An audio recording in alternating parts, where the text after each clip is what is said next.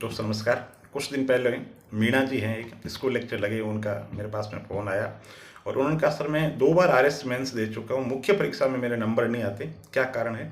तो मैंने उनको कहा, मैंने कहा मैं एक वीडियो बनाऊंगा जिसमें बताऊंगा क्या आप उत्तर ऐसा लिखते हैं। तो दोस्तों मुख्य परीक्षा के अंदर सिलेबस याद होना बहुत महत्वपूर्ण है, लेकिन उसके साथ में उत्तर लिखने का जो तरीका है, क्या पूछा जा रहा है और आपको क्या उत्तर लिखना, आपको ये आना बहुत ज़्यादा ज़रूरी है। तो मैं बता दूं उत्तर के अंदर क्या होनी चाहिए। उत्तर के अंदर आपकी एक सीक्वेंस होना चाहिए, क्रमबद्धता होनी चाहिए। ठीक है, कैसे होनी चाहिए? जैसे आपसे पूछे भारतीय संविधान की विशेषताएं, ठीक, तो जो पहले नंबर पे पॉइंट है वो पहले नंबर पे होनी चाहिए। आप ये पहले नंबर पे नहीं लिख सकते कि भारत में संविधान के अंदर मूल अधिकार या नीति निर्देशक तत्वों की व्यवस्था की। आप कहेंगे विश्व का सबसे बड़ा लिखित लोकतंत्र है। इस तरीके से आप है ना अपने उत्तर की शुरुआत करेंगे। पहला पॉइंट, तो उत्तर के अंदर क्या होना चाहिए, सीक्वेंस होना चाहिए। जैसे मुगल साम्राज्य के पतन के कारण पूछे तो औरंगजेब की जो नीति है ना उसको आप पहले नंबर पे नहीं लिख सकते, जो सीक्वेंस है वो सीक्वेंस ही होना चाहिए। जैसे भ्रष्टाचार के कारण है, सपोज करो आपसे पूछे, तो भ्रष्टाचार का जो कारण चौथे नंबर पे, पांचवें नंबर पे है ना, उसको आप पहले नंबर पे नहीं ला सकते। जो पहले नंबर पे कारण रहेगा वो पहले नंबर पे ही रहेगा।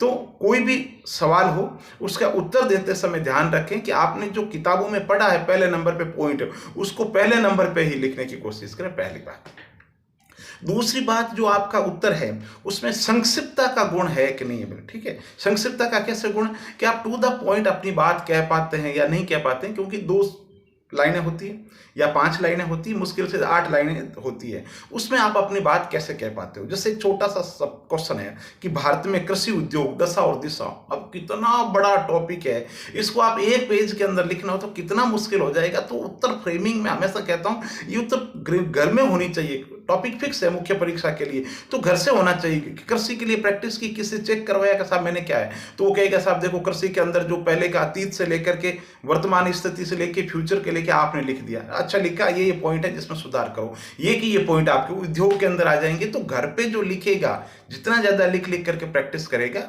दूसरा पॉइंट ये हो गया कि उत्तर के अंदर क्या होना चाहिए, क्रमिकता होनी चाहिए उत्तर के अंदर, और उत्तर के अंदर संक्षिप्तता होनी चाहिए। संक्षिप्तता कब आएगी, जब आप बार बार लिख करके प्रैक्टिस करोगे। दूसरा पॉइंट, ठीक है। तीसरा पॉइंट क्या है उत्तर के अंदर, है ना, जो ज्ञान क्या है दोस्तों, ज्ञान अलग अलग जगह से बिखरा हुआ ज्ञान है ना, बिखरा हुआ जो तथ्य है, बिखरे हुए जो विभिन्न तथ्य हैं उनको समग्र करना, एक रूप दे देना, वो ही क्या है, ज्ञान है।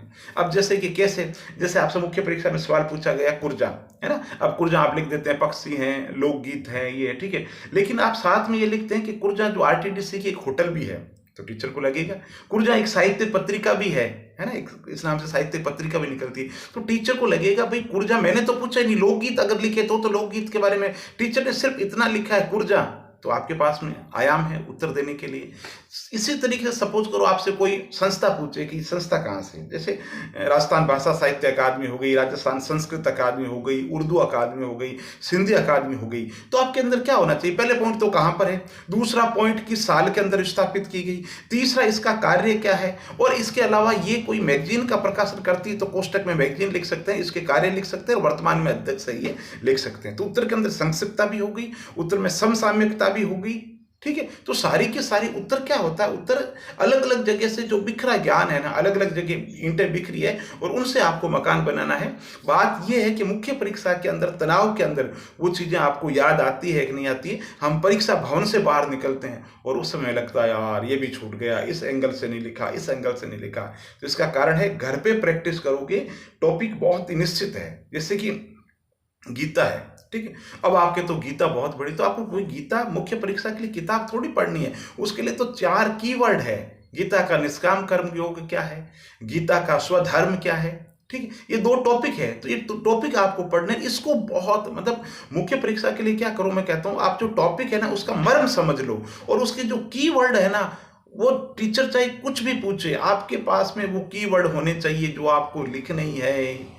जैसे गीता है, ठीक है, तो गीता अर्जुन की तरह किम करते हुए विमूढ़ आज की दुनिया को गीता का निष्काम और स्वधर्म प्रेरणा देता है। वो कुछ भी पूछे, ये लाइन एक छोटी सी लाइन आपको लिखनी है, तो अपनी डायरी बनाइए और डायरी के अंदर कुछ पॉइंट ऐसे बनाइए कि टीचर कुछ भी पूछे मुझे ये चीजें लिखनी ही है।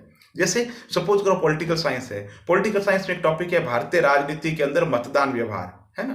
वोट देते समय मतदाता किन किन चीज़ों से प्रभावित होती है उसको कहते हैं मतदान व्यवहार। तो मतदाता किससे प्रभावित होता है? जाति से प्रभावित होता है ना, संप्रदाय से प्रभावित होता है, भाषा से, धर्म से, जो भी टॉपिक 8-10 टॉपिक है उसमें वो दे रखे हैं। ठीक है, अब आपसे पूछ रहे हैं भारतीय राजनीति के अंदर भाषा, तो आपका फिक्स पैटर्न होना चाहिए। भारत की राजनीति में मतदान व्यवहार को प्रभावित करने वाले महत्वपूर्ण तत्वों में से एक है भाषा। इसी तरीके से आपसे पूछ रहे धर्म, तो भारतीय राजनीति के अंदर मतदान व्यवहार को प्रभावित करने वाले महत्वपूर्ण तत्वों में से एक है धर्म। विचारधारा, भारतीय राजनीति के अंतर्गत मतदान व्यवहार को प्रभावित करने वाले तत्वों में से एक है विचारधारा। तो उत्तर के अंदर क्या होनी चाहिए? क्रमिकता होनी चाहिए। तो उत्तर में संक्षिप्तता होनी चाहिए। इसके अलावा क्या होना चाहिए? उत्तर के अंदर भाषा प्रवाह होना चाहिए। भाषा का प्रवाह मतलब एक यूं लगना चाहिए बिल्कुल जैसे कि बहुत कंटिन्यूटी है। कंटिन्यूटी कैसे कि साहब वो आदमी जब बोलता है ना बिल्कुल मंत्रमुग्ध कर देता है। तो मंत्रमुग्ध कब कर देता है? मंत्रमुग्ध का मतलब आदमी रुक रुक करके, जैसे मैं बहुत तेज बोल रहा हूँ, ये गलत तरीका है। बहुत धीमे धीमे तरीका होना चाहिए। जैसे यूं लग रहा है शब्दों को अटल बिहारी वाजपेयी बोलते थे, जैसे शब्दों को पिरो करके कोई जादूगर बोल रहा है। तो कहने का मतलब है आप जब लिख रहे हैं उत्तर, तो उस भाषा के अंदर संक्षिप्तता होनी चाहिए, क्रमबद्धता होनी चाहिए और प्रवाह होनी चाहिए। और मुझसे पूछे तो एक उदाहरण मैं हमेशा देता हूँ, मेरा फिक्स उदाहरण है कि भाषा में प्रवाह का उदाहरण क्या है। जैसे पूछे विज्ञान क्या, तो मैं हमेशा कहता हूँ किसी विषय का क्रमबद्ध, सुव्यवस्थित, अनुसंधान आधारित, मूल्य निरपेक्ष, सार्वभौमिक, तथ्यपरक, अनुभवपरक जो ज्ञान है वो विज्ञान है। ये प्रवाह, यानी प्रवाह मतलब सारी की सारी जो चीजें हैं वो आगे तैयारी करते रहिए। और कोई दिक्कत हो तो आप मुझे बताइए। बहुत बहुत धन्यवाद।